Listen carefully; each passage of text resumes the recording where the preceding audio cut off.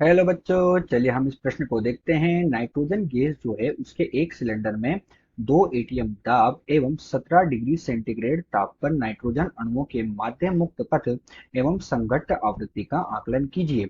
Nitrogen अणु जो है उसकी त्रिज्या लगभग 1 एंगस्ट्रॉम लीजिए। संघट्ट काल की तुलना अणुओं द्वारा दो संघट्टों के बीच स्वतंत्रता पूर्वक चलने में लगे समय से कीजिए। नाइट्रोजन का आणविक द्रव्यमान दिया गया है 28 AMU के बराबर।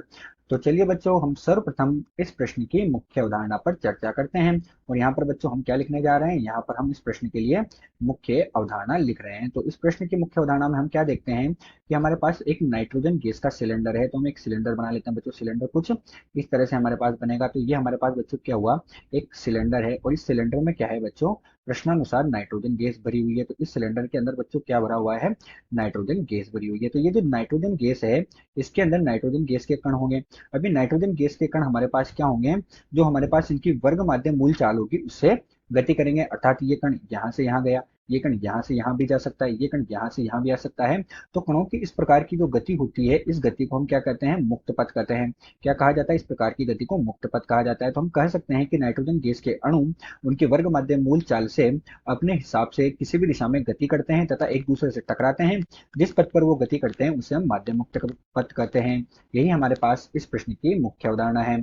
तो चलिए बच्चों, मुख्य अवधारणा के पश्चात हम देखते हैं कि हमें प्रश्न में क्या क्या दिया हुआ है। तो यहाँ प्रश्न में हमें सबसे पहले क्या दिया, दाब का मान दिया। बच्चों दाब का मान इन्होंने कितना दिया, 2 एटीएम के बराबर हमें दाब का मान दिया गया है। अर्थात इसका मान कितना हो जाएगा, 2 एटीएम। इसको हम क्या करेंगे, बदलेंगे तो ये 1.01 गुणे 10 की घात 5 पास्कल के बराबर होगा। अर्थात इसका मान हमें कितना प्राप्त होगा, 2.026 गुणे 10 की घात हमारे पास कितनी हो जाएगी बच्चों, 5। इसे मैं न्यूटन बटे मीटर का वर्ग भी बोल सकता हूँ। ये पास्कल के बराबर होता है। तापमान कितना दिया बच्चों, तापमान दिया है 17 डिग्री सेंटीग्रेड।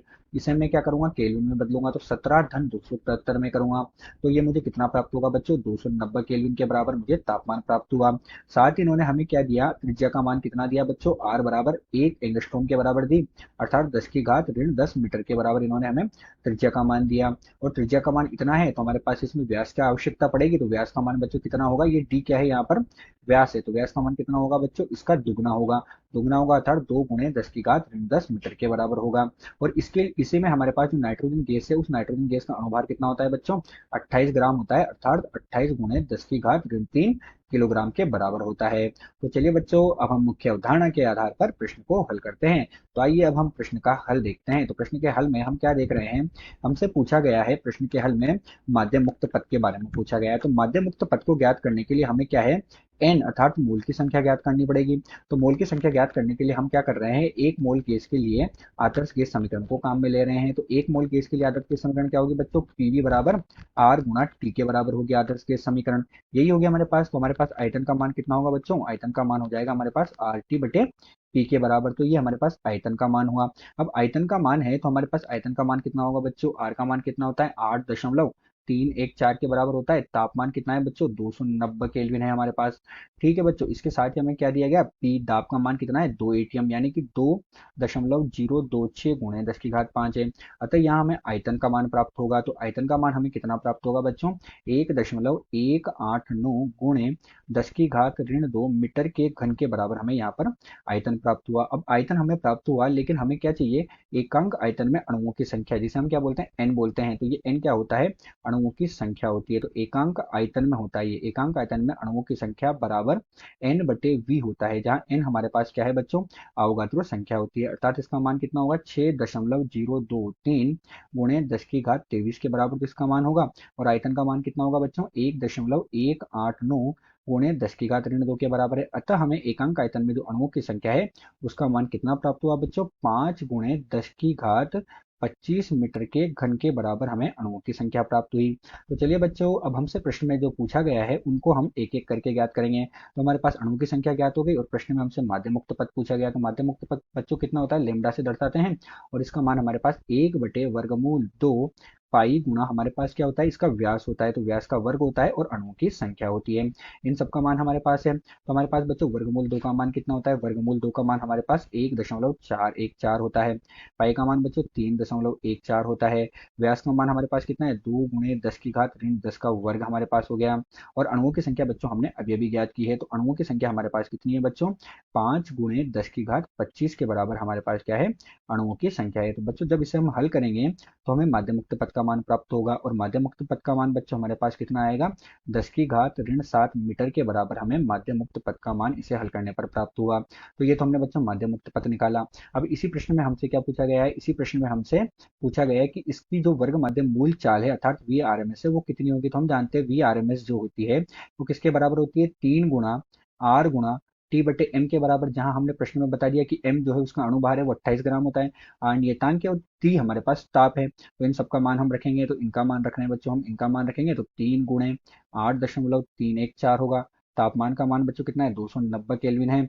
और इसका द्रव्यमान कितना था बच्चों, हमने लिखा 28 गुणे 10 की घात ऋण 3 किलोग्राम के बराबर। तो बच्चों हमें इसे हल करने पर वी आर एम एस अर्थात इनकी वर्ग माध्यम मूल चाल का मान प्राप्त होगा, और वो हमें कितना मिलेगा बच्चों, 5.1 गुणे 10 की घात ऋण 2 मीटर बटे सेकंड के बराबर क्या बच्चों मिला हमें, इनकी वी आर एम एस चाल हमें प्राप्त हो गई। अब बच्चों इसी के साथ प्रश्न में हमसे एक और भाग पूछा गया है, उसमें इन्होंने हमसे क्या पूछा, संघट्ट आवृत्ति के बारे में पूछा। क्या पूछा है बच्चों, संघट्ट आवृत्ति। तो बच्चों संघट्ट आवृत्ति जो होती है, तो आवृत्ति को हम किससे दर्शाते हैं बच्चों, न्यू से दर्शाते हैं। तो आवृत्ति न्यू हो गई, और न्यू का मान कितना होगा बच्चों, वी आर एम एस बटे लेमडा के बराबर होता है। तो वी आर एम एस का मान हमने अभी अभी निकाला, वी आर एम एस का मान कितना था बच्चों, 5.1 गुणे 10 की घात ऋण 2, और लेमडा का मान हमारे पास कितना है, 10 की घात ऋण 7 के बराबर है।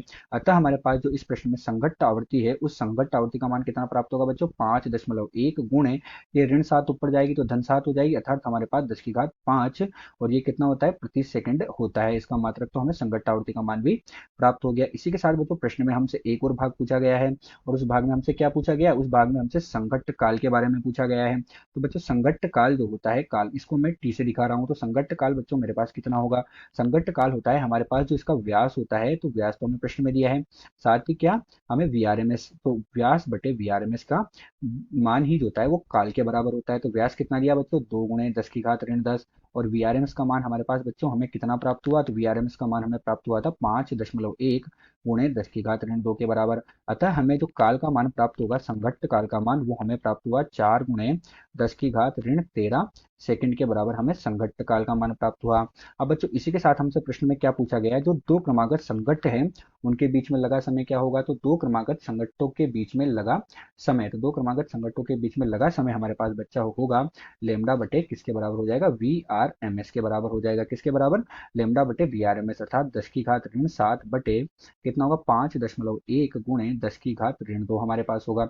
यही होगा बच्चों, तो इसका मान हमें कितना प्राप्त होगा, तो दो क्रमागत टक्करों के बीच में लगा समय वो हमारे पास प्राप्त होगा 2 गुणे 10 की घात ऋण 10 सेकंड के बराबर हमें प्राप्त होगा। अतः बच्चों दिया गया जो प्रश्न है, इस दिए गए प्रश्न में हमने जो उसका माध्य मुक्त पथ है वो, साथ ही उसकी आवृत्ति, उसका संघट्ट काल, उसके वीआरएमएस मान तथा दो क्रमागत टक्करों के बीच लगने वाला जो संघट्ट है को बीच में लगने वाला जो समय है उसको ज्ञात कर लिया है। आशा करते हैं आपको प्रश्न समझ आया होगा। धन्यवाद।